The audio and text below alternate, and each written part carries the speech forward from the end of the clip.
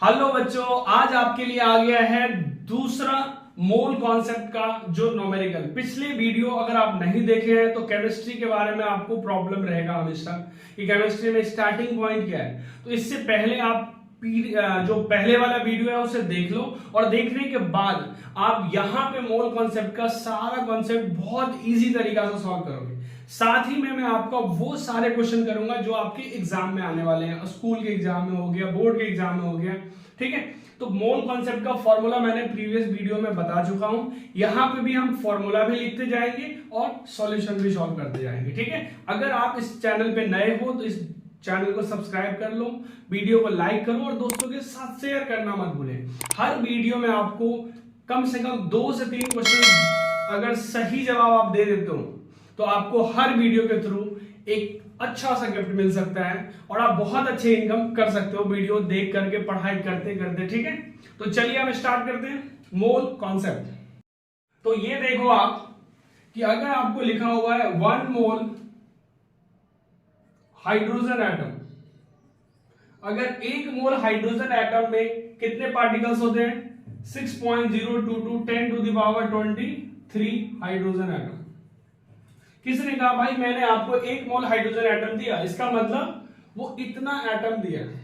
ठीक है, तो ये चीज ध्यान रखना। अगर किसी ने कहा 1 मोल आपको O2 मॉलिक्यूल्स दिया, O2 अगर एटम और एटम आपस में मिलते हैं तो क्या बनाएगा? मॉलिक्यूल्स बनाएगा। ठीक है, तो ये देखो 1 मोल O2 मॉलिक्यूल्स, मतलब कितने मॉलिक्यूल्स आपको O2 का कितने मॉलिक्यूल्स दिया? तो आप कहोगे 6.022 10 के पावर 23 मॉलिक्यूल्स। डन। अब देखो मोल्स में जो क्वेश्चन है, क्वेश्चन पूछेगा find the moles of 0.44 gram of dry ice.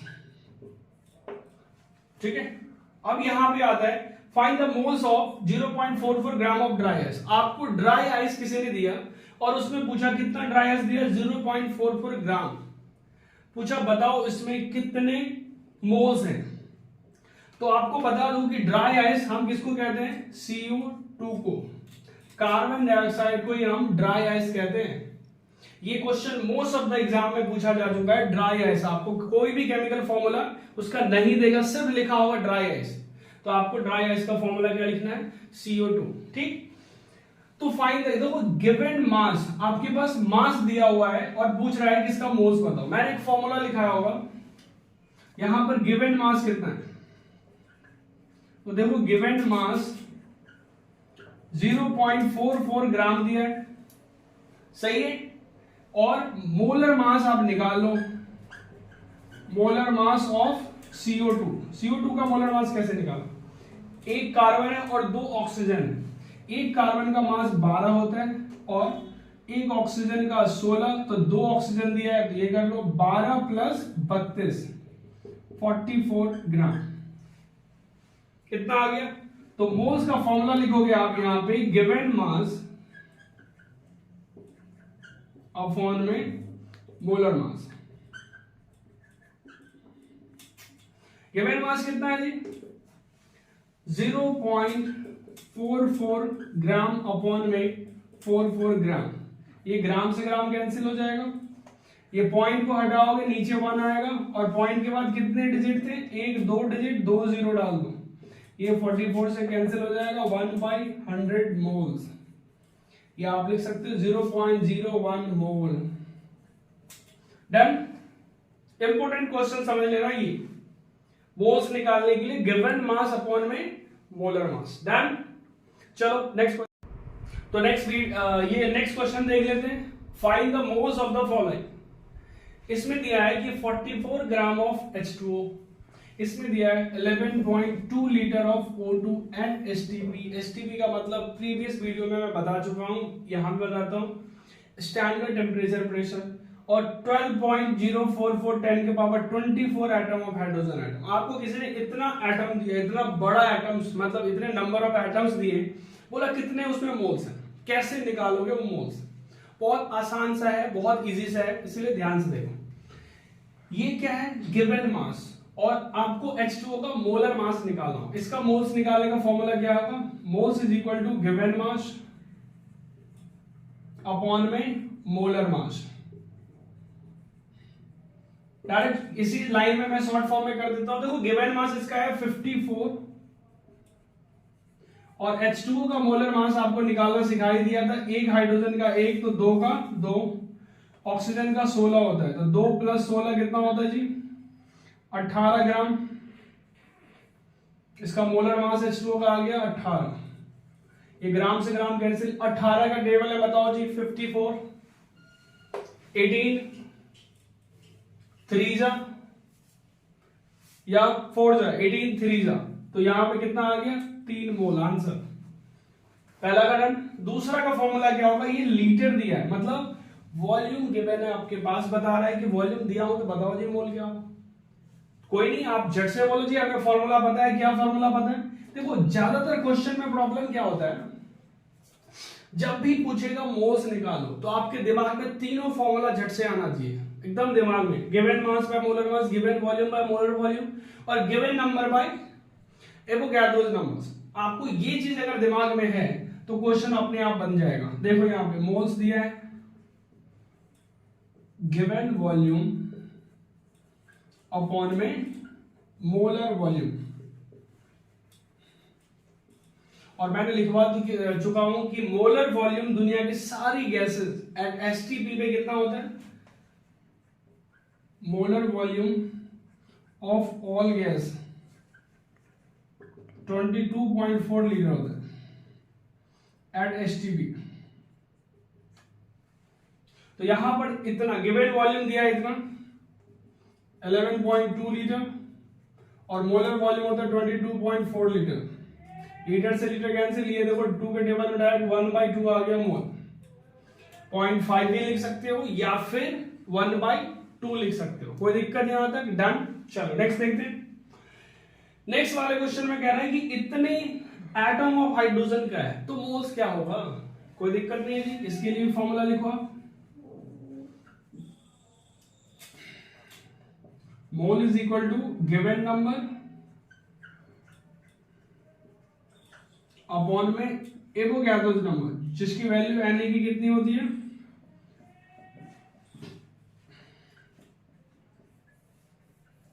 ये याद रखना हमेशा, एवोगैड्रोस नंबर की वैल्यू। तो गिवन नंबर कितना दिया है, ये देखो, ये आपका गिवन नंबर दिया 12.04424, और एवोगैड्रोस नंबर कितना दिया है 6.022 10 के पावर 23। इसको 2 से मल्टीप्लाई करो, 4 4 4 और ये 12 हो जाएगा। देखो 2 के टेबल में ये पूरा आ रहा है, और ये देखो यहाँ पे 24 जीरो, यहाँ पे 23 जीरो है, तो 2 × 10 के पावर 24 माइनस 23 कर दो। आपने छोटे क्लास में पढ़ा होगा कि पावर को अगर डिवाइड रखते हैं तो पावर माइनस हो जाता है, ठीक है। तो डिवाइड में ये आ जाएगा 2 × 10 के पावर 23 में से गया 1, तो यानी 10 बचा, तो 20 मोल आ गया आंसर। यानी इतने एटम हाइड्रोजन में कितने मोल्स थे, 20 मोल्स। अब किसी को बार बार आप इतनी बड़ी वैल्यू बताओगे तो लोगों को समझ में नहीं आएगा कि 12.044 10 के पावर 24 एटम, हमारा इतना समय ही लगता है बोलने में, तो लोगों को याद करने में कितना टाइम। लेकिन आपने कहा कि भाई मैंने तुम्हें 20 मोल्स ऑफ हाइड्रोजन दिए, तो ठीक है जी 20 मोल्स दिया ना, डन। इसीलिए मोस्ट ऑफ द टाइम अब आपको ज्यादातर समय में क्या है, मोल्स का इस्तेमाल करके और क्वेश्चन कैसे बनाएंगे, मोल्स निकालना शायद आप ऑलमोस्ट समझ चुके होंगे। हम अभी एक क्वेश्चन देते हैं जिसको आपको बना के व्हाट्सएप पे सेंड करना है। डन। चलो इसे अब आपको क्या पूछ रहा है, find the number of oxygen atom in 44 gram of CO2। अब आपको मोल्स नहीं पूछ के क्या पूछ रहा है, नंबर ऑफ एटम बताओ। कह रहा है कि आपको हमने 44 ग्राम CO2 दिया, तो बताओ कि इसमें ऑक्सीजन एटम कितना था और हाइड्रोजन एटम कितना था। क्योंकि कार्बन डाइऑक्साइड के अंदर आपने देखा है कि CO2 में कार्बन भी है और ऑक्सीजन भी है, लेकिन हमें उसने सिर्फ ऑक्सीजन एटम की बात की है। तो ऑक्सीजन एटम के लिए अगर नंबर ऑफ, ये NO for number of atom, एक फॉर्मूला याद रख लेना दिमाग में, नंबर ऑफ एटम या फिर आयंस इज इक्वल टू, पहले लिखेंगे मोल्स इनटू में एवोगैड्रो नंबर्स जिसकी वैल्यू आपको पता होना चाहिए 6.022 10⁻23 और यहां पे लिखेंगे number of atom in a molecules.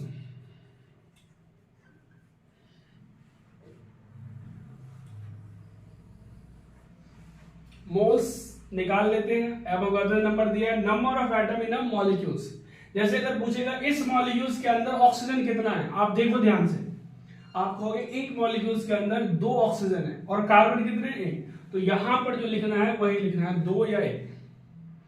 अगर आपके दिमाग में फॉर्मूला नहीं जाता है तो आप डायरेक्ट लिखो मोल्स इनटू एवोगैड्रो नंबर, उसके बाद डायरेक्ट देखो कि कितने, जिस एटम के बारे में पूछ रहे हैं उस एटम से डायरेक्ट मल्टीप्लाई कर दो। चलो इसको देखते हैं। तो सबसे पहले हमें मोल्स निकालना है, तो मोल्स निकाल लेते हैं। Moles is equal to given mass, देखो यहां पे दिया है गिवन मास, और CO2 का हमने अभी प्रीवियस क्वेश्चन में देखा था कि मोलर मास आ रहा था 44 ग्राम, ये कैंसिल हो गए, 1 मोल आ गया। तो नंबर ऑफ ऑक्सीजन एटम की बात कर रहे हैं, तो मोल्स 1, एवोगैड्रो नंबर 6.022 10⁻23 और ऑक्सीजन एटम कितने हैं CO2 में जी, यहां देखो 2 है तो यहां पे 2 दे दो, मल्टीप्लाई करो। इसको आप इससे मल्टीप्लाई नहीं करना है, ये सिर्फ नंबर से मल्टीप्लाई होगा, यहां के नंबर से, इससे नहीं मल्टीप्लाई होगा। तो देखो कि आपने 2 को 2 से किया 4, 2 को 4, 0 को 0 और ये 12 हो गया 10⁻23। इतना एटम्स आ गया, कौन सा एटम, ऑक्सीजन है।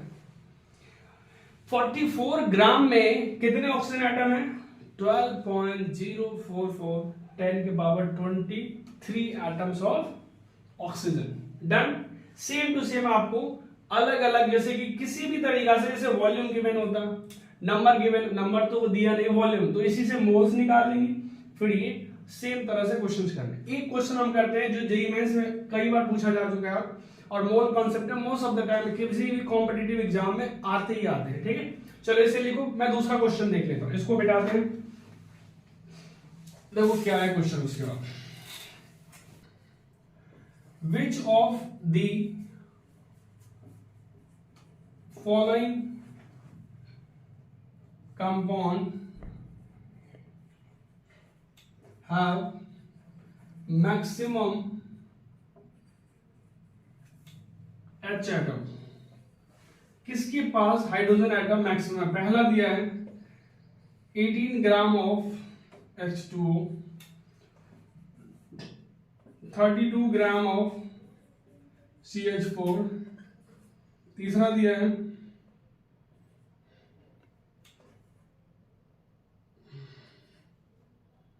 88 ग्राम ऑफ, आप लिख सकते हो 10 ग्राम ऑफ H2 और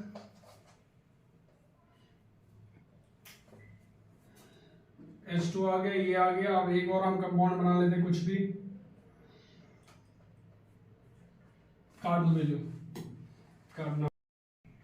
इस क्वेश्चन को देखो, जेईई मेंस के क्वेश्चन में कई बार आ चुका है, ये थोड़ा सा नंबर बदल के आपको नीट्स के लिए भी इंपॉर्टेंट है, लेकिन आपका इसका आंसर सिर्फ आप सेकंड में ला सकते हो, लेकिन मुझे आपको पहले समझाना है, इसलिए पहले क्वेश्चन में आपको टाइम लग सकता है।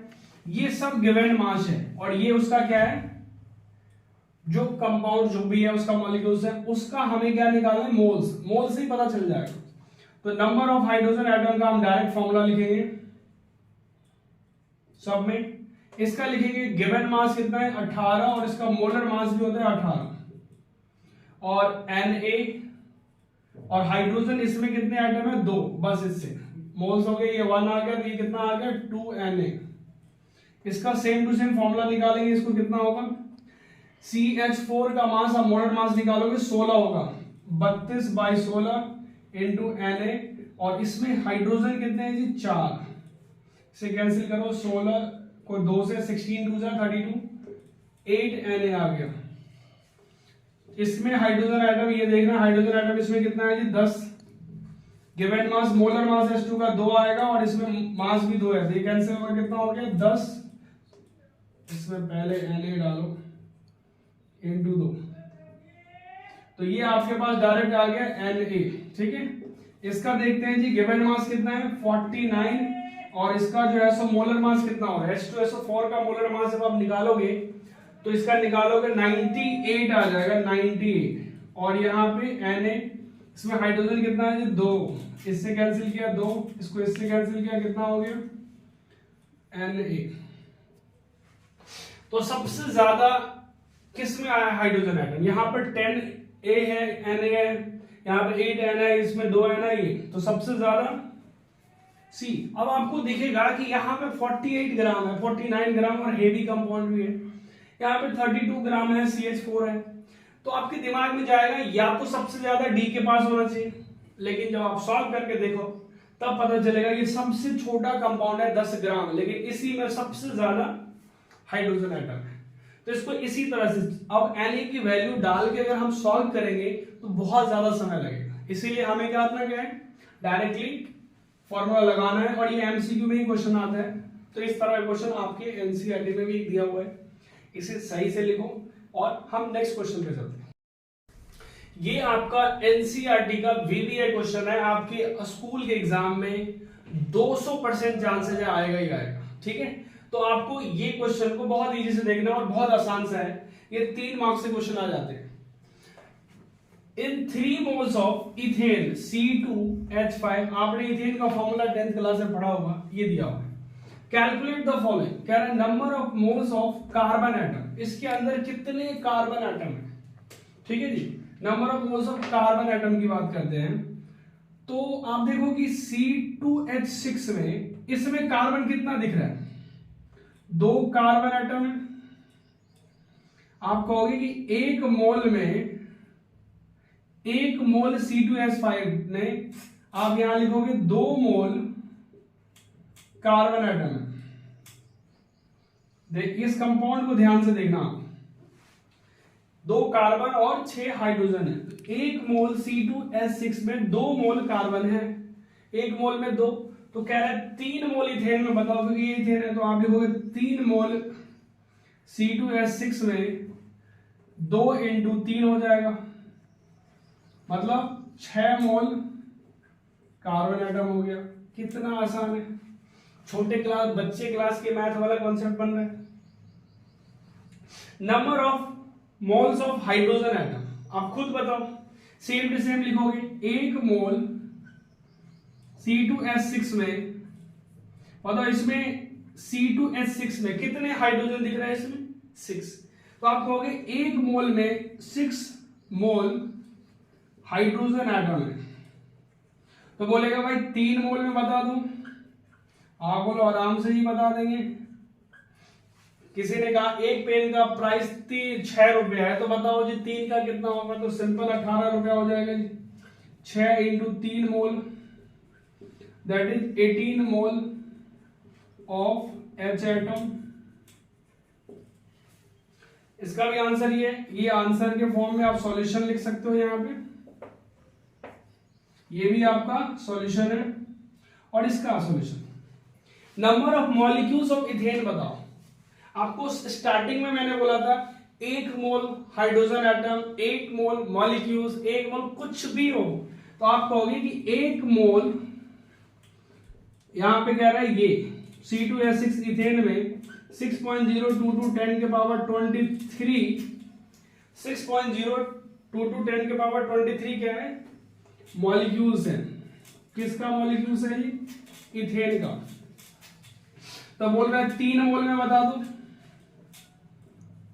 तो 3 से मल्टीप्लाई कर दो। आपको इसको डिस्टर्ब नहीं करना है, इन सबको मल्टीप्लाई करना है। कितना होगा जी 66018, तो 18.066 10 के पावर 23 मॉलिक्यूल्स आ जाएगा आंसर। ये क्वेश्चन को प्रैक्टिस कर लेना, स्कूल में आएगा ही आएगा, याद रख लेना, ये क्वेश्चन इंपॉर्टेंट है। डन, समझ में आ गया, सिंपल है। अगर नहीं समझ में आया दोबारा से बैक करके एक बार फिर से देखो। डन, आगे बढ़ते हैं।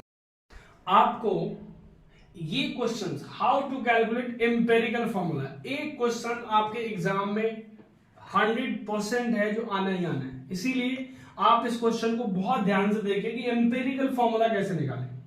एम्पिरिकल फॉर्मूला जनरली होता है कि कोई फॉर्मूला अगर आपके पास दिया हुआ है, जैसे अगर हम एग्जांपल ले लें C2H6 C2H4Cl2 दिया हुआ, तो आपको पता है कि इसके अंदर क्या है कि कार्बन 2 है, हाइड्रोजन 2 है और ये, लेकिन ये एग्जैक्टली ये तो मॉलिक्यूलर फॉर्मूला हो गया, इसका रेशियो बताएगा। आप इसको देखो डिवाइड, इसमें कॉमन क्या है 1 या 2 कॉमन आ जाएगा तो ये क्या बन जाएगा, ये रेशियो बताता है कि इसमें कार्बन का 1, हाइड्रोजन का 2, क्लोरीन का 1 किस रेशियो में पार्टिसिपेट कर रहा है इस कंपाउंड को बनाने के लिए। जो कार्बन, हाइड्रोजन और क्लोरीन है किस रेशियो में, कह रहा है कि अगर एक कार्बन एटम 2 हाइड्रोजन और क्लोरीन का 1, ये इस रेशियो में होगा। अगर मैं इसको और बड़ा भी करूं, जैसे हमें लगता है कि 4 हम कार्बन ले लें, तो अगर इसको आप 4 से मल्टीप्लाई करोगे तो ये कितना हो जाएगा 8, और ये कितना हो जाएगा, ये भी 4। तो आपको पास इस तरह का फॉर्मूला बनेगा और ये बिल्कुल सही फॉर्मूला बनेगा, ये मॉलिक्यूलर फॉर्मूला। तो आपको बहुत बड़े से बड़े फॉर्मूला लिखने के लिए एम्पिरिकल फॉर्मूला बहुत मदद करेगा। आपको किसी भी बड़ा कंपाउंड लिखो, आपको एम्पिरिकल फॉर्मूला से आप इजी तरीका से उसे फाइंड आउट कर सकते हैं। तो हमें कह रहा है पहले हाउ टू कैलकुलेट, तो पहले आपको स्टेप बाय स्टेप 2-4 स्टेप है वो आप लर्न कर लो। मैं उस स्टेप को लिखवा देता हूं डायरेक्टली, अभी देखते हैं। पहला स्टेप आपको ये लिखना है, बहुत सारे कंपाउंड कहेगा कि एक कंपाउंड है जिसके अंदर 10% हाइड्रोजन है, 30% कार्बन है और 40% कुछ और है। तो आपको कैसे लिखना है, आपको सबसे पहले लिखना है स्टेप 1 में कन्वर्ट ऑल परसेंटेज इनटू, ये परसेंटेज का साइन मैं लिख देता हूं, convert all percentage into gram, मतलब ग्राम जो मास गिवन होगा उसको convert all percentage into gram. अगर मान लो लिखा है कि हाइड्रोजन जो है वो 4% है, इसका मतलब है मास ऑफ हाइड्रोजन हो जाएगा 4 ग्राम। ये एग्जांपल इस तरह से आपको लिखने हैं। स्टेप नंबर 2 कहेगा find the mole of each elements, जो जो एलिमेंट्स या जो जो एटम उसमें participate, find the moles of each atom, हर एक एटम का मोल्स निकाल। जैसे यहां पे हाइड्रोजन 4% था, हमने 4, तो मोल ऑफ हाइड्रोजन कितना होगा, एक गिवन मास इतना है और हाइड्रोजन का मोलर मास 1 होता है, तो कन्वर्ट करके 4 आ जाएगा। ये एग्जांपल हम लेते जाते हैं। स्टेप 3 में आपको करना है, यहां पर एक और हम ले लेते हैं, ज्यादा आसान रहेगा, ऑक्सीजन ले लेते हैं। चलो आगे पहले देख लेते हैं। Done, find the mole of each element, then उसके बाद हमें लिखना होगा divide all moles with the lowest moles value. कह रहे डिवाइड सभी मोल्स को आप लोएस्ट मोल्स वैल्यू से आप डिवाइड कर दो। जैसे एग्जांपल हम ले लें कि कोई ऐसा एग्जांपल है कि हाइड्रोजन, कार्बन और क्लोरीन, आपने इसका देखा कि इसका जो आया था ये आ गया था 8, एग्जांपल लेते हैं, या इसका ये आ गया 4, ये आ गया 2 और ये भी आ गया 2, ये सबका मोल्स आ गया, ये एलिमेंट्स हैं और ये इसका मोल है। तो कह रहा है कि इसमें ये जो आपने मोल फाइंड आउट किए होंगे इस पार्ट से, तो ये आएगा आपके पास, यानी मान लो 2, 3 जितने भी एलिमेंट है ये मोल है, उसमें से सबसे लोएस्ट वैल्यू क्या है, देखो 2 है, तो इसको 2 से डिवाइड करो। डिवाइड करने के बाद सिंपल फॉर्म में आएगा, इसको डिवाइड से किया तो 2, इसको किया 1, 1 ये आ गया। स्टेप 4 में लिखना होगा convert all division into simple whole number।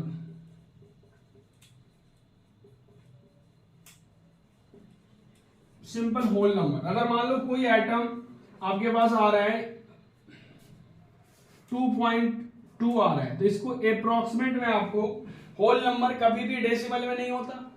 अगर मान लो कोई एटम आ गया कार्बन का 2.2, तो आपको क्या लिखना है इसके बदले में 2 ही लिखना है। अगर आपको पास कोई एटम ऐसा आ गया कि भाई 1.7 आ गया तो इसको भी अप्रोक्सीमेट करके 2। अगर ये पॉइंट के बाद 5 से बड़ा नंबर है तो एक ऐड कर देना, और अगर पॉइंट के बाद 5 से छोटा है तो हमें यही नंबर 1 ही लिख देना है। लेकिन अगर कोई ऐसा एलिमेंट्स आ गया जो डायरेक्टली 1.5 आ गया तो आप कुछ दिमाग लगा के कोशिश करना कि इसको 2 से मल्टीप्लाई करके 3 लिखने की। आगे क्वेश्चन से आएगा, इसको आप ना तो छोटा कर सकते हो ना बड़ा, बट कुछ सिचुएशन होगा जहां पे आप इसको 2 से सबको मल्टीप्लाई करके इसको 3 बना दी। बस ये सब थोड़ा सा दिमाग में रखना है। ये सब मिलने के बाद आपके पास ये स्टेप 1, स्टेप 2, स्टेप 3, स्टेप 4, अगर ये चारों स्टेप डन है, इसके बाद आप मान लो सिंपलेस्ट होल नंबर 2 1 1 आ गया तो एम्पेरिकल फॉर्मूला आप क्या लिखोगे? कार्बन जो है जी 1 हो गया, हाइड्रोजन 2 हो गया, क्लोरीन 1 हो गया, ये आ गया आपका एम्पेरिकल फॉर्मूला। सिंपल जो होल नंबर आता है उसी को हम एम्पेरिकल फॉर्मूला कहेंगे। तो ये करने के बाद पहले एक क्वेश्चंस कर लेते हैं, फिर हम उसका मॉलिक्यूलर फॉर्मूला कैसे निकालते हैं वो हम देख लेंगे। मॉलिक्यूलर फॉर्मूला के लिए स्टेप एक और लिख लो, उसके बाद लिखेंगे स्टेप 5 में write empirical formula with the help of whole numbers, जो हमारे पास होल नंबर आया। उसके बाद स्टेप 6 मॉलिक्यूलर फॉर्मूला जो होता है में एक होगा n इंटू एम्पेरिकल फॉर्मूला।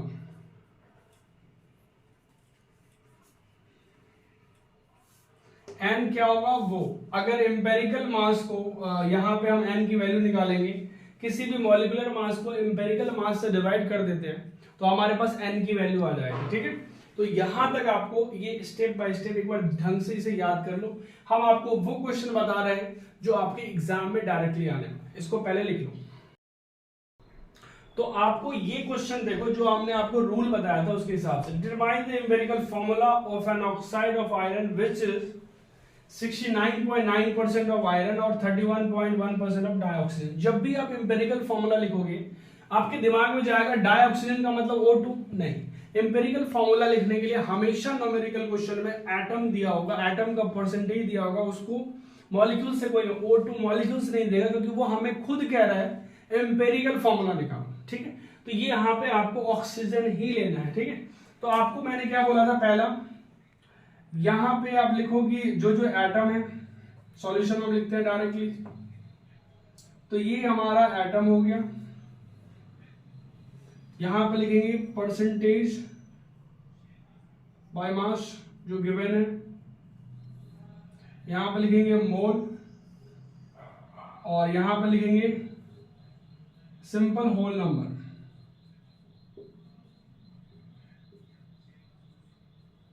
ये ज्यादा आसान है, इस फॉर्मेट में आप करोगे तो। सीरियल नंबर है जो हमारे पास, पहला नंबर के आइटम में क्या दिया है जी, आयरन, और दूसरा नंबर पे दिया है ऑक्सीजन। इसका मास दिया है 69.9%, जो कि हमने बोला था इसको ग्राम में लिख लेना। परसेंटेज को हमने क्या बोला था, जो मास है उसी को हमें ग्राम में कन्वर्ट कर लेना। ठीक, अब मोल्स निकालना है, गिवन मास अपॉन में मोलर मास आयरन का देखो कितना दिया है, 69.9 को 55.85 से डिवाइड करो। यहां पे इसका गिवन मास है 30.1 को 16 से डिवाइड करो, तो देखो डिवाइड करके कितना आ रहा है। इसको अगर हमने डिवाइड किया, साइड में कर सकते हो, तो 1 तो आएगा ही आएगा, 1.25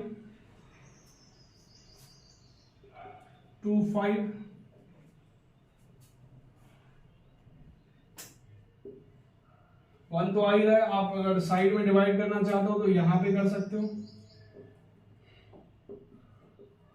1 से किया हमने 55 पॉइंट, ये कुछ नहीं 0.85, तो कितना होगा माइनस करके 41, ये आ गया। इस पॉइंट को आप ऊपर रख सकते हो, तो आपके पास आ गया ये।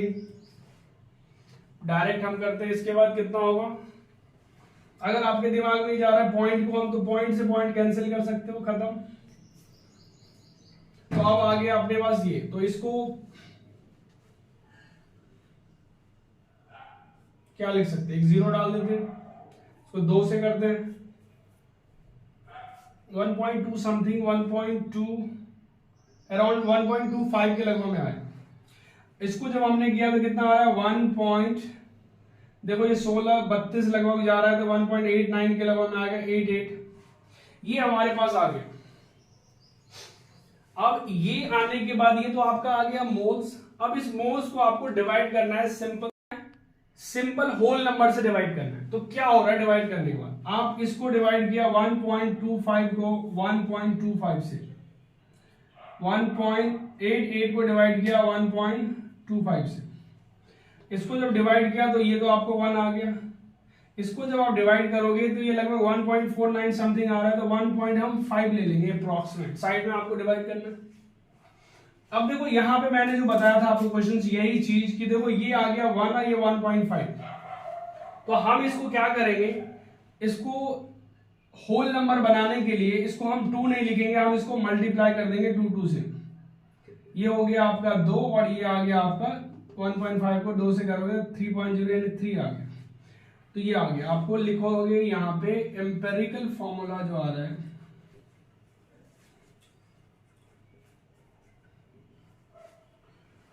आयरन का कितना आ रहा है जी 2, ऑक्सीजन का कितना आ रहा है 3, यहां पे 3 आ गया। इसको डिवाइड करने का काम है, अगर हमें डिवाइड आपको करके दिखाऊंगा, एक वीडियो आएगा जिसमें हम कैलकुलेशन करना सिखा देंगे आपको टोटल। फिलहाल आपको इस तरह से फॉर्मेट करके ये क्वेश्चन कर लो, डन।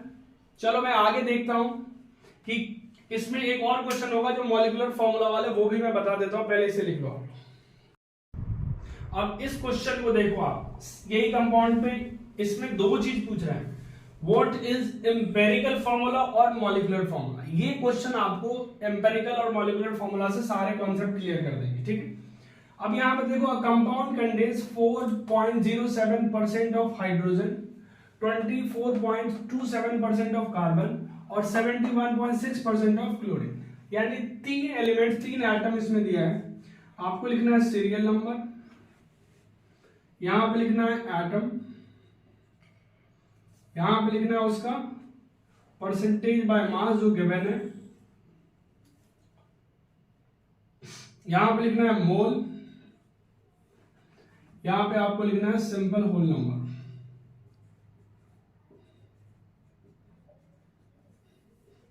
बस इतना में काम चल जाए। पहला आइटम है यहाँ पे हाइड्रोजन, दूसरा आइटम है कार्बन, तीसरा आइटम है क्लोरीन। कार्बन का मास दिया है 4.07%, ग्राम में हम लिखेंगे इसको। कार्बन का 24.27 और इसका 71.65। ये जो परसेंटेज दिया आपने लिख दिया, सही है। मोल्स निकालना है, एक हाइड्रोजन का मोल जनरली गिवन होगा, एक का मास 1 होता है, तो 4.07 को 1 से अगर हम करते हैं तो ऑलमोस्ट 4.07 ही आएगा। और इसको अगर आप करोगे 24.27 को तो लगभग इसका 12 आता है, तो 2.0 समथिंग ही आएगा। 71.65 को अगर आप 35.5, क्योंकि क्लोरीन का मास 35.5 होता है, सबके गिवन मास और मोलर मास को हमने डिवाइड करके सबका मोल निकाल दिया, ये भी आपको 2 पॉइंट समथिंग ही आ रहा है अप्रोक्सीमेट। हम 2 देखो, इसके पॉइंट के बाद 0 है, आप सबको शॉर्ट फॉर्म में इसको अगर अप्रोक्सीमेट लोगे तो 4 2 2 ले लो। इसको डिवाइड करना है सिंपल होल नंबर से, तो सिंपल होल नंबर क्या क्या आ रहा है जी, तो इसको डिवाइड करोगे तो 4/2, 2/2 और 2/2, तो ये आएगा आपको 2 1 और 1। ये कह रहा है कार्बन हमारे पास एक एटम है, क्लोरीन का एक एटम है और हाइड्रोजन का 2 एटम है। आ गया जी। अब आपको लिखना है एम्पेरिकल फॉर्मूला, तो आप लिखो कार्बन 1, हाइड्रोजन 2, क्लोरीन 1, ये बन गया। इसका एम्पेरिकल फॉर्मूला का एम्पेरिकल मास निकालो कितना आता है। मास एक कार्बन का 12, हाइड्रोजन का एक, दो का दो, 1 इंटू 2 और इसका 35.5, ये कितना होगा प्लस करो, 14 प्लस 35.5, ये ऑलमोस्ट कितना आ रहा है 49.5 ग्राम। और हमारे पास दिया है मॉलिक्यूलर मास,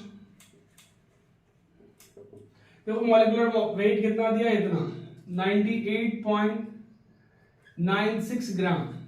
तो हमें n निकालना है, n में होता है मॉलिक्यूलर मास अपॉन में एम्पिरिकल मास।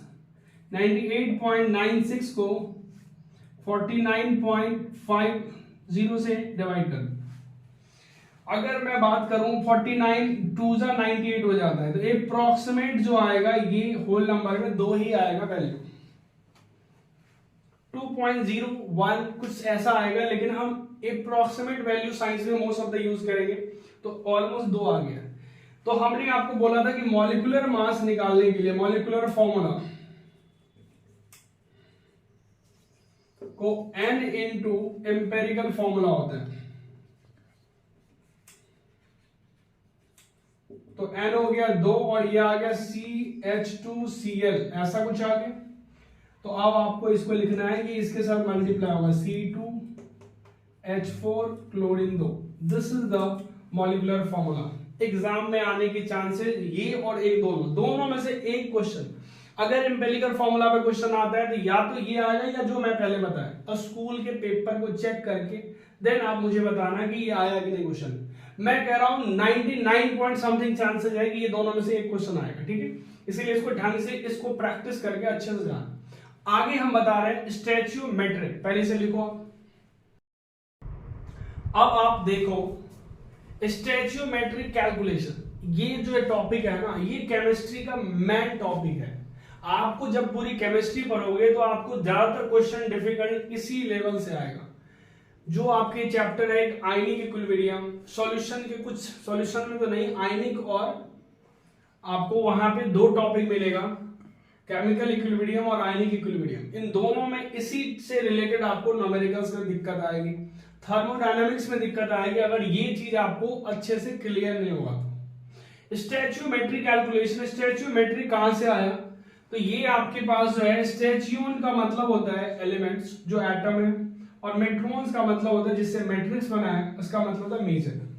किसी भी रिएक्शन में कौन सा कंपाउंड कितना बर्निंग के बाद, कितना रिएक्शन के बाद कौन सा प्रोडक्ट बना रहा है, ये चीज आपको बताएगा। जैसे एग्जांपल हम ले लेते हैं, आपको कह रहा है कार्बन है, ऑक्सीजन है। अगर आप कार्बन ऑक्सीजन को बर्न करोगे तो आपके पास बनेगा CO2। तो सबसे पहला एक याद रखना कि स्टैच्यूमेट्रिक कैलकुलेशन यूज करने के पहले इक्वेशन मस्ट बी बैलेंस होना चाहिए। Equation must be balance. अगर इक्वेशन बैलेंस नहीं है तो आपका स्टैच्यूमेट्रिक कैलकुलेशन हमेशा गलत जवाब देगा, यानी गलत आंसर आएगा। तो आप देखो कार्बन, ऑक्सीजन और CO2 बैलेंस है, एक कार्बन, 2 ऑक्सीजन, 2 ऑक्सीजन, एकदम बैलेंस है, ठीक। अब देखो यहां पर ये दोनों चीज ने एक प्रोडक्ट रिएक्शन लिखा हुआ है, ये प्रोडक्ट बना रहा है, आपको क्या लिखना होगा, इसके पीछे जो कुछ नहीं है ना तो 1 है, कोफिशिएंट ऑफ कार्बन, यहां पे आप समझ सकते हो। आप इसको लिखोगे 1 mole of carbon. 1 mole carbon को अगर 1 मोल ऑक्सीजन के साथ हम मिक्स करते हैं तो 1 मोल कार्बन डाइऑक्साइड प्रोड्यूस हो जाता है। 1 मोल कार्बन, 1 मोल oxygen, 1 mole carbon dioxide produce कर दिया। एक कार्बन का मास कितना होता है 12 ग्राम, एक ऑक्सीजन का 16, तो 2 का 32, 32 ग्राम, इसका मास 44 ग्राम। तो आप ये भी कह सकते हो कि 12 ग्राम कार्बन को जलाने के लिए 32 ग्राम ऑक्सीजन चाहिए। अगर 12 ग्राम कार्बन 32 ग्राम कार्बन के साथ 12 ग्राम कार्बन 32 ग्राम ऑक्सीजन के साथ जब रिएक्ट करता है तो 44 ग्राम कार्बन डाइऑक्साइड प्रोड्यूस करेगा। देखो इन दोनों को प्लस करो, कितना आएगा 44। यानी ये law of conservation of mass को फॉलो करता है। जितना रिएक्टेंट है, इस साइड वाले को हम रिएक्टेंट कहते हैं और इस साइड वाले को प्रोडक्ट कहते हैं। पहले तो ये क्लियर होना चाहिए, ये रिएक्टेंट है, ये भी रिएक्टेंट है और ये प्रोडक्ट। आप इसको ये भी कह सकते हो, एक वॉल्यूम ऑफ कार्बन एक वॉल्यूम ऑफ ऑक्सीजन के साथ जब रिएक्शन करता है तो एक वॉल्यूम कार्बन डाइऑक्साइड प्रोड्यूस करेगा। ठीक, तो फिलहाल आपको इसी दोनों से काम निकल लेगा, वॉल्यूम के लिए भी जरूरत पड़ेगी, वो देख लेना, आगे चल के देखेंगे। आप इसको स्टेटमेंट में क्या लिखोगे, आप कहोगे कि 12 ग्राम कार्बन प्रोड्यूस 44 ग्राम CO2। आपने कहा 4 gram carbon 44 gram carbon dioxide produce कर रहा है। ये फिर आप कहोगे कि ये भी हम ऑक्सीजन कहेगा, भाई मेरा नाम भूल गया, मैं भी बताऊंगा। ये कह रहा 32 ग्राम ऑक्सीजन प्रोड्यूस 44 ग्राम CO2, ये भी कह रहा है। या फिर ये कहा जा सकता है यहां पे कि 12 ग्राम कार्बन को जलाने के लिए 32 ग्राम ऑक्सीजन की जरूरत होती है, तो हम लिखेंगे 12 gram carbon 12 gram carbon required, मतलब जरूरत होती है, 12 ग्राम कार्बन की जरूरत होती है 32 gram oxygen O2 atom, 32 gram of O2। 12 ग्राम के लिए 12 ग्राम के लिए 32 ग्राम ऑक्सीजन चाहिए ही चाहिए। अगर 32 ग्राम में से थोड़ा सा भी कम हो जाएगा तो प्रोडक्ट इतना नहीं बनेगा। ठीक, अब आपको किसी ने पूछा कि अच्छा ये बताओ कि अगर 12 ग्राम को जलाने के लिए 32 ग्राम ऑक्सीजन चाहिए तो 12 को डबल कर देगा, कहेगा बताओ 24 ग्राम कार्बन को जलाने के लिए कितना ऑक्सीजन चाहिए, तो भाई ये डबल हो गया तो ये भी डबल हो जाएगा। या फिर आपको किसी ने पूछा कि भाई 32 ग्राम के लिए अगर 12 ग्राम हमें कार्बन चाहिए, 32 ग्राम ऑक्सीजन को 12 ग्राम कार्बन के साथ बर्न करेंगे तो 44 ग्राम क्या बनाएगा, CO2।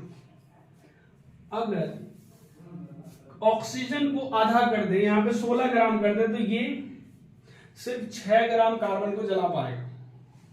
ये चीज एक तरह का फॉर्मूला की तरह काम करता है, ये चीज को, ये बेसिक है जो आपके भेजे में होना चाहिए हमेशा। ठीक है, ये आपके दिमाग में हमेशा फील होना चाहिए। दूसरा आप एग्जांपल यहां देख लो कि एक आपके पास CH4 है, इसको भी हमने जलाया तो ये बना दिया CO2 प्लस H2O। एक काम करते हैं, हम इसको हटा ही देते हैं।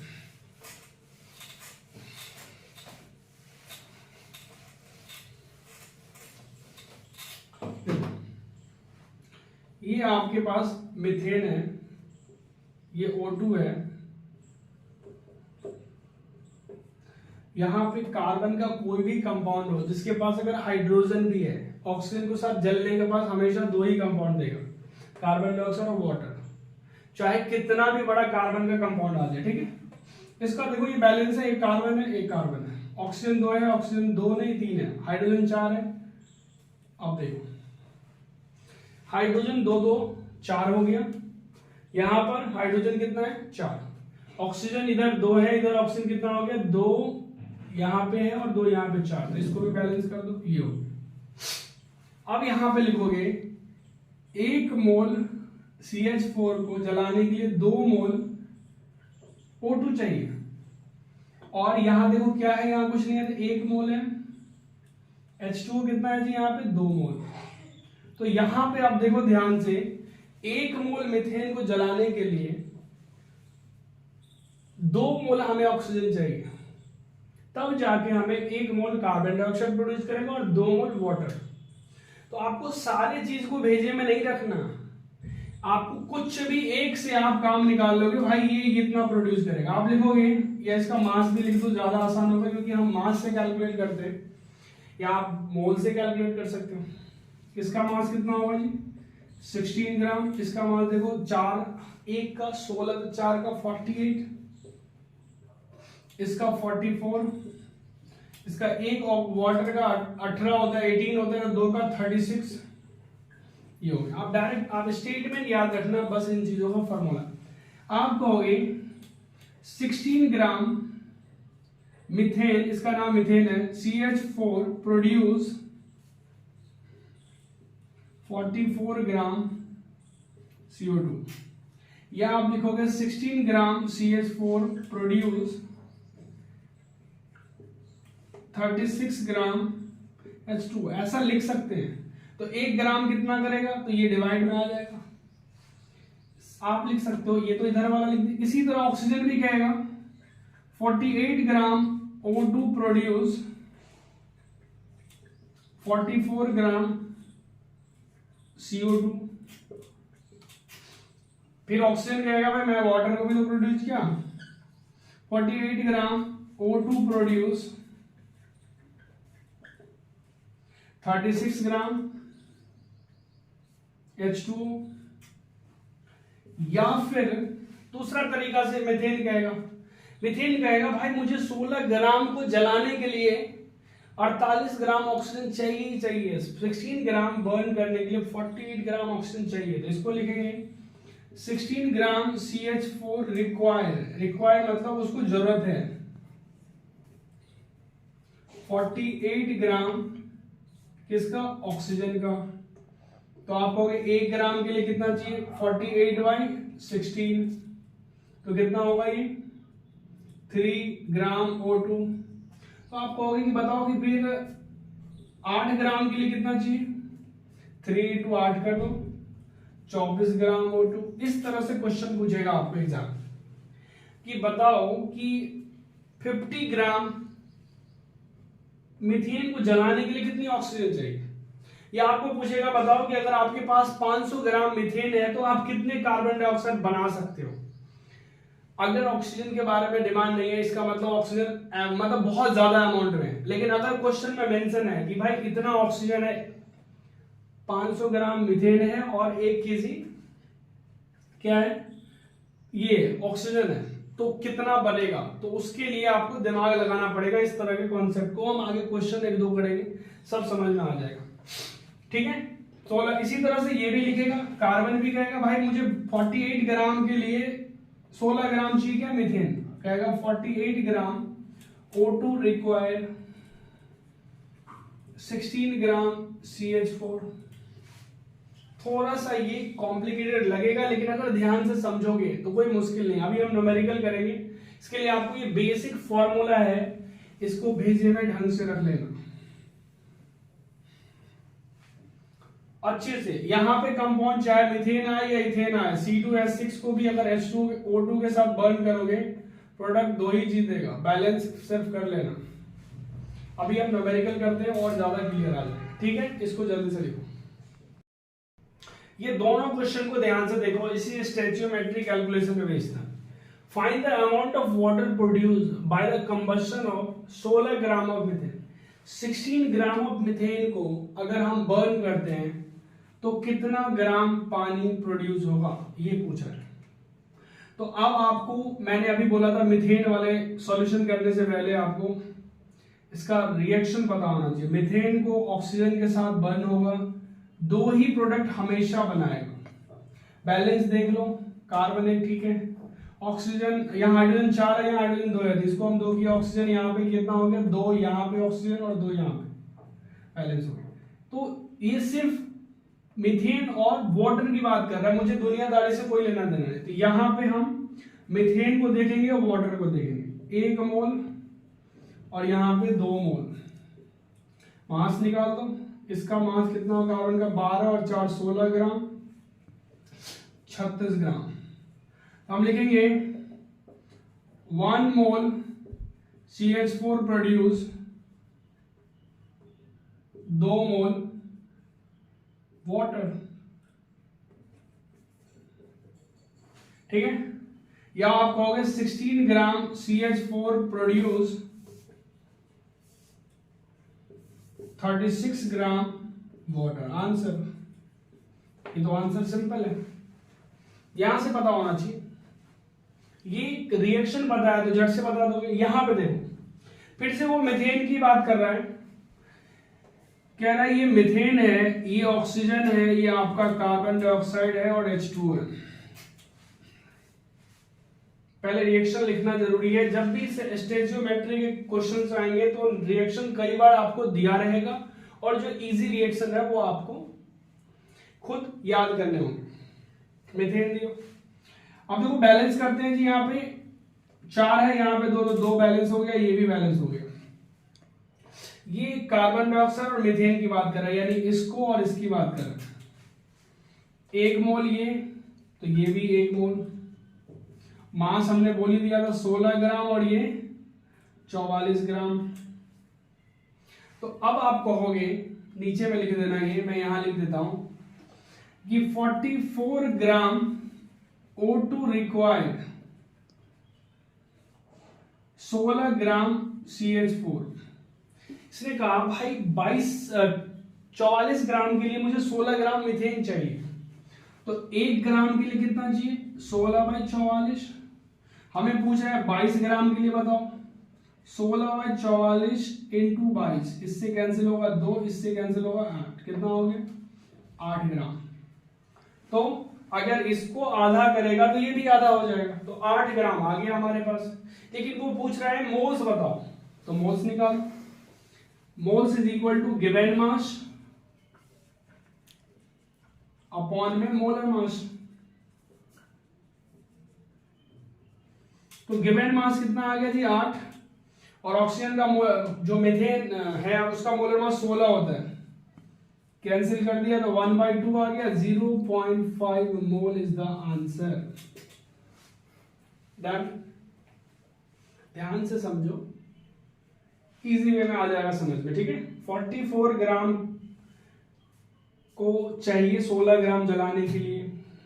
1 ग्राम के लिए हमें इसको डिवाइड करना पड़ता है 16 को। छोटे से क्लास में हमने पढ़ा था कि 10 पेन का प्राइस अगर 100 रुपए है तो 1 पेन का प्राइस बताओ, तो हमने इसको डिवाइड कर देते हैं, तो पूछेगा नेक्स्ट 5 पेन का, तो उसको मल्टीप्लाई कर देते। यही कॉन्सेप्ट यहाँ पे लगाया गया है। डन। तो ये दोनों क्वेश्चंस एनसीईआरटी का ही था, इजी। एक और क्वेश्चन बताता हूं, 1-2 क्वेश्चन मुझे और बताना होगा क्योंकि यही क्वेश्चन आपके एग्जाम में आने वाले, ठीक है। चलो इसे लिखो। देखो अब यहां पर एक सबसे इंपॉर्टेंट ये डेफिनेशन आता है एग्जाम में कि लिमिटिंग रिएजेंट क्या है, लिमिटिंग रिएजेंट कैसे फाइंड आउट करेंगे, तो कैसे निकालोगे लिमिटिंग रिएजेंट, इस वीडियो में देखो।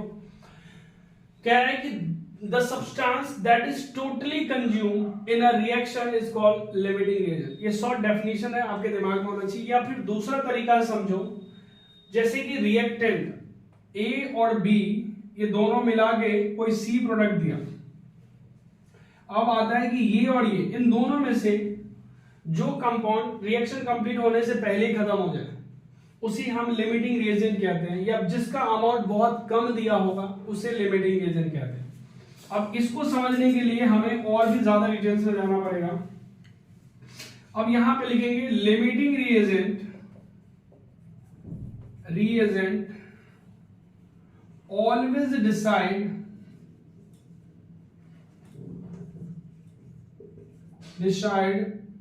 To limiting reagent always decides कि हाउ मच अमाउंट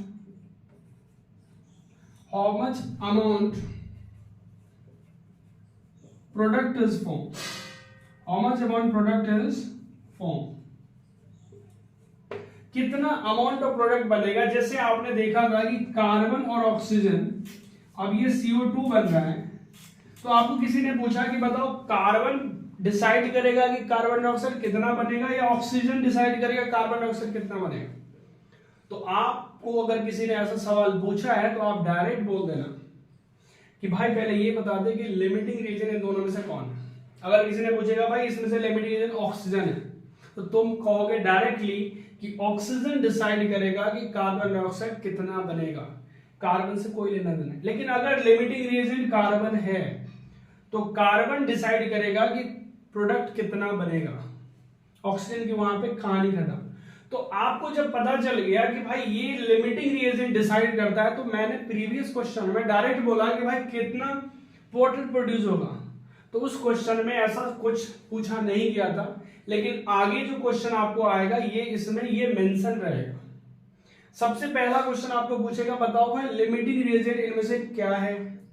दूसरा क्वेश्चन पूछेगा कि बताओ प्रोडक्ट कितना बनेगा। तीसरा क्वेश्चन पूछेगा कि जो लिमिटिंग रिएजेंट, मान लो कि लिमिटिंग रीजन ये हो गया, लिमिटिंग रीजन ये बन गया, तो ऑक्सीजन ये पूरा कंज्यूम हो जाएगा, क्योंकि कह रहा है कि रिएक्शन से पहले कंप्लीटली ये बच जाएगा, ऑक्सीजन थोड़ा सा बचा रहेगा।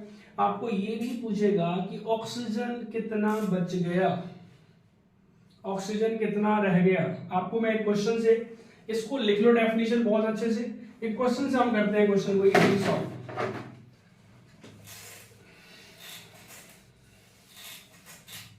देखो क्वेश्चन पूछ रहा है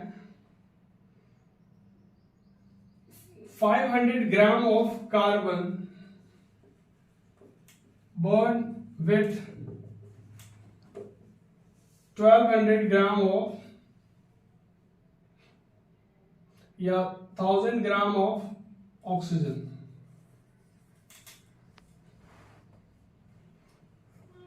आइडेंटिफाई या calculate limiting reagent.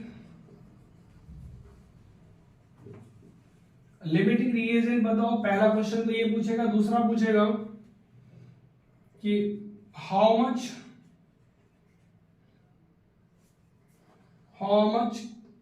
Product form. तीसरा क्वेश्चन पूछेगा how much reactant left, how much reactant left and identify it,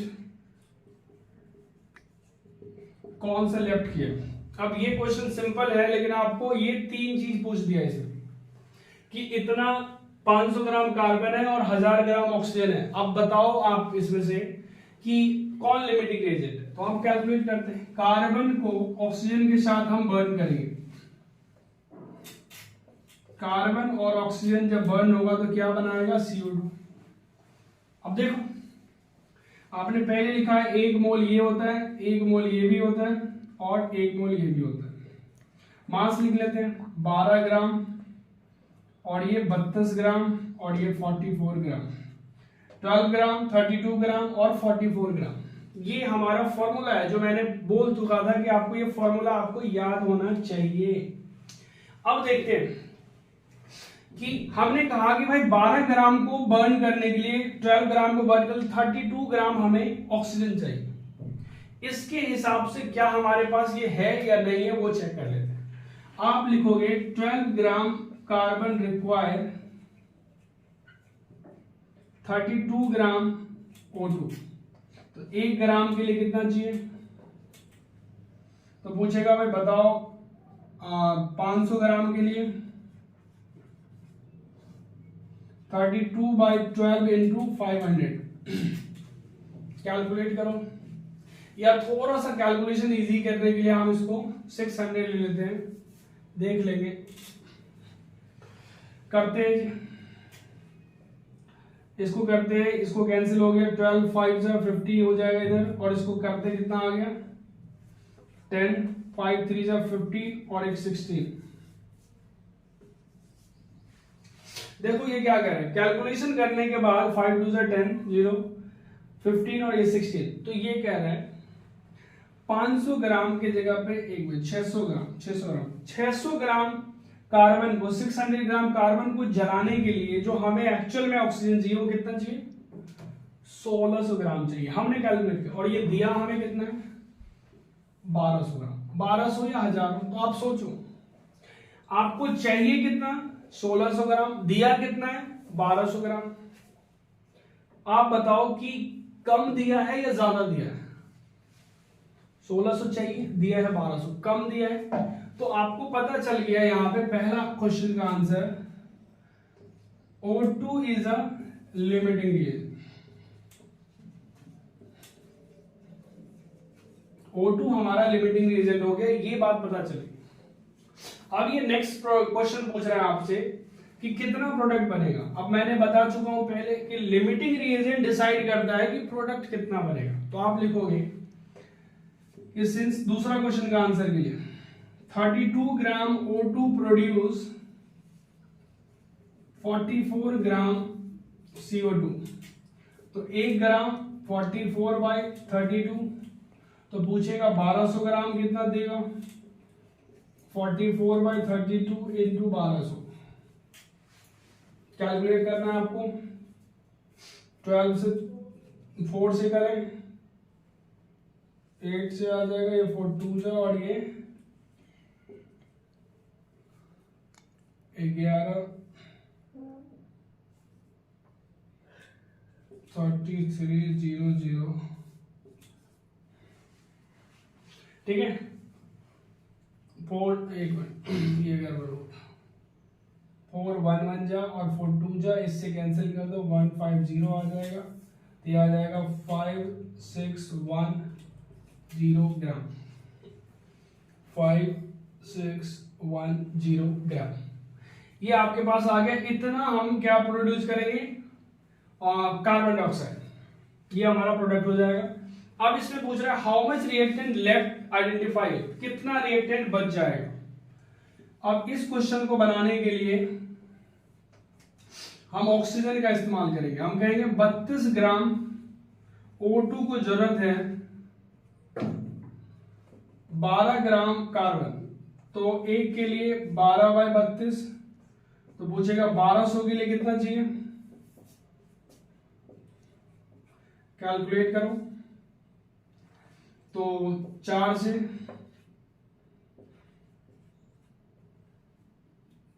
से ये भी 3 से और ये 2, तो ये आएगा 150 450 ग्राम। तो हमें कार्बन सिर्फ 450 ग्राम चाहिए, दिया कितना हुआ है 600 ग्राम। 600 ग्राम कार्बन दिया है, तो आप कहोगे लेफ्ट जो होगा, कार्बन लेफ्ट होगा, आंसर यही पे लिख दो, carbon left 600 minus 450, 150 gram carbon बच जाएगा आपके पास। ठीक है, कितना बचेगा 150 कार्बन। तो ये क्वेश्चन आपको भरे हुए हैं बुक में, आप इसको ट्राई करो, सॉल्व करो। ठीक है, आपको लिमिटिंग रीजन तक समझ में आ गया। एनसीईआरटी का आपको 80% जो प्रॉब्लम है वो सॉर्ट आउट हो गया। अब नॉर्मल कैलकुलेशन है, या तो फिजिक्स में आपने देखा होगा ये।